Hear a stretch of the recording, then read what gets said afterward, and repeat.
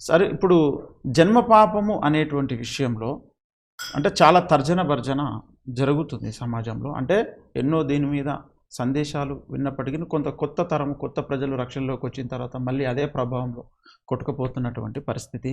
ఇప్పుడు జన్మ పాపమును మనం ఎక్కడ నుంచి ఆరంభంగా చూడాలి?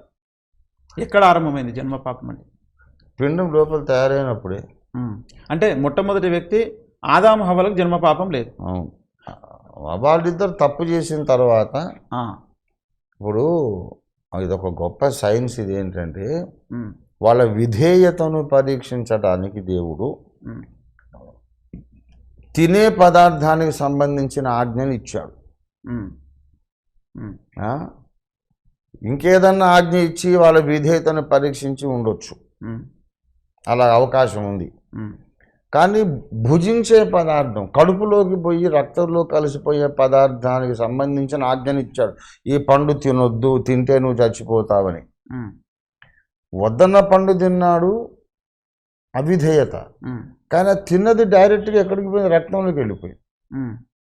ఓకే, ఒక నెగటివ్ ఫోర్స్ అనేది బ్లడ్లోకి వచ్చేసింది అనమాట. అంటే ఇప్పుడు పండులో ఏం నెగటివ్ ఫోర్స్ ఉంది? పండులో ఉన్నదని కాదు, తినడము ద్వారా వీళ్ళు అవిధేయులైనారు కదా, దేవుడు చెప్పింది చేయనక్కర్లేదులే అనే మనస్తత్వం కూడా పోయింది లోపలికి. అంటే ఫుడ్తో పాటు పోయింది అంటారా? పండుతో పాటు అది పోయింది. ఆ టైంలో వాళ్ళు ఎప్పుడైతే తిన్నారో వాళ్ళ మెంటాలిటీ ఏదైతే ఉందో అది మొత్తం వాళ్ళ బాడీ మొత్తం మీద రిఫ్లెక్ట్ అయింది అనమాట. అంటే ప్రతి ఫుడ్ అట్లనే చేస్తుందా? అది ఒక్కటి అట్లా చేసిందా? ఆ రోజు జరిగింది అది. ఇప్పుడు ఫర్ ఎగ్జాంపుల్ గర్భధారణ జరిగినప్పుడు స్త్రీ కళ్ళు ఏ కలర్ మీద, ఏ ముఖం మీద, ఏ వస్తువు మీద ఉంటుందో ఆ పిండం మీద రిఫ్లెక్ట్ అవుతుంది మైండ్ ద్వారా. పోయి అక్కడి నుంచి ఒక వైట్ కపుల్కు పిల్లోడు పుట్టాడు, బ్లాక్ బాయ్ పుట్టాడు. భార్యను అనుమానించాడు భర్త, డిఎన్ఏ టెస్ట్ చేస్తే వాడిదే డిఎన్ఏ, ఇంకెవరిది లేదు. మరి నేను వైట్, మా అమ్మ నాన్నలు వైట్, ఈమె వైట్, అందరు వైట్ పీపుల్, వీడు బ్లాక్ ఫెలో ఎట్లా పుట్టాడు అని అంటే బెడ్రూమ్లో బ్లాక్ బాయ్ బొమ్మ పెట్టుకొని ఉంది ఈమె. గర్భం పోసినంతకాలం లేవగానే వాడిని చూసి వాడు ఎట్లా తయారయ్యాడు. అంటే మైండ్లో ఏదైతే ఉన్నదో మన భౌతిక పదార్థాలు, మన భౌతిక శరీరంలో కూడా మైండ్ ద్వారా ఆ ప్రింట్ అనేది వస్తుంది. అట్లాగే ఆ పండు తిన్నప్పుడు వాళ్ళ మెంటాలిటీ ఏంటో అది బ్లడ్లోకి వచ్చింది.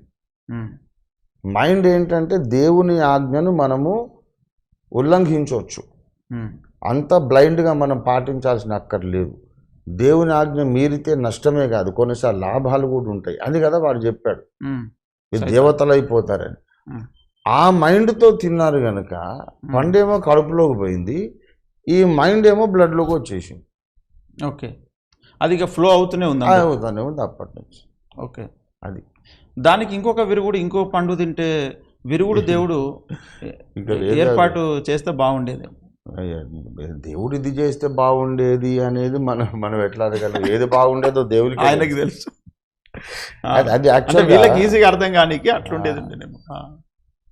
పండు తిన్నప్పుడు పండేమో పొట్టలోకి పోయింది, ఏ మైండ్తో తింటున్నారో ఆ మైండ్ ఏమో బ్లడ్లోకి పోయింది. అది నేను చెప్తున్న విషయం.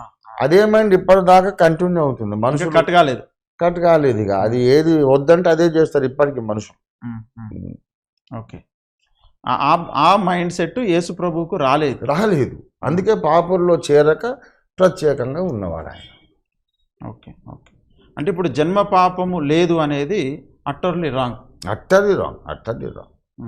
అసలు వీళ్ళు ఏ మతము, ఏ శాస్త్రం అంటే వీళ్ళు చదివింది వేదాలలో కూడా ఉన్నది.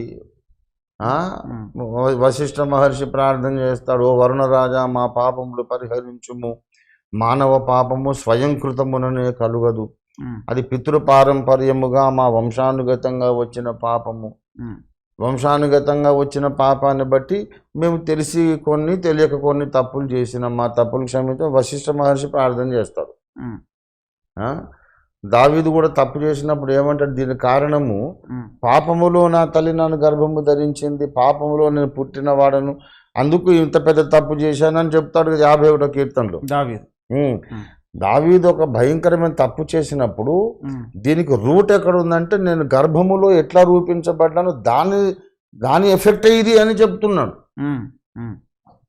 కనుక మనం క్రియాపాపం ఎందుకు చేస్తామంటే ఉమ్, మనం గర్భములో రూపించబడ్డప్పుడే అమ్మ రక్తం కొంత, నాన్న రక్తం కొంత, ఆదాము పాపం కొంత కలిపి పకోడీ పిండి కలిపినట్టు కలిపి పకోడీ చేసినట్టు.